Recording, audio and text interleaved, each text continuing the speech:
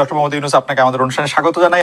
আমরা যখন আজকে ব্যারিস্টার সুমনের সাথে আমরা শো করব, তখন অনেকেই আমাদের কাছে জানতে চেয়েছেন এই প্রশ্নটি করার জন্য। আমি একটু ছোট্ট করে এক লাইনে এই প্রশ্নটি করে রাখি যে আপনি আর ফেসবুক লাইভ করবেন কিনা বিভিন্ন সমস্যা নিয়ে, সাধারণ মানুষের বিভিন্ন সংকট নিয়ে।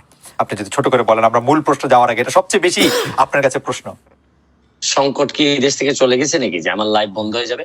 আচ্ছা, তার মানে আপনি করবেন সংকট যদি থাকে, আমি ফেসবুক লাইভটা তো হচ্ছে কি আমার একটা এই প্রতিরোধ বা প্রতিবাদ করার একটা উপায়।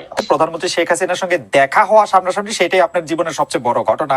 আপনি আর শেখ হাসিনা সরকারকে কি সমালোচনা করবেন? আপনি তো শেখ হাসিনা সরকারেরই একজন। আমার সমালোচনা প্রথম শুরু হয়েছিল আমার বাবার বিরুদ্ধে। আচ্ছা, আমার বাবার কার্যক্রম থেকেই প্রথমে আমি সমালোচনা করা শিখি। তো বিষয়টা হচ্ছে গিয়ে যেসব জায়গায় ধরেন আপনারে আমি সাংবাদিক হিসেবে পছন্দ করি, আপনার সাথে আমার 5টা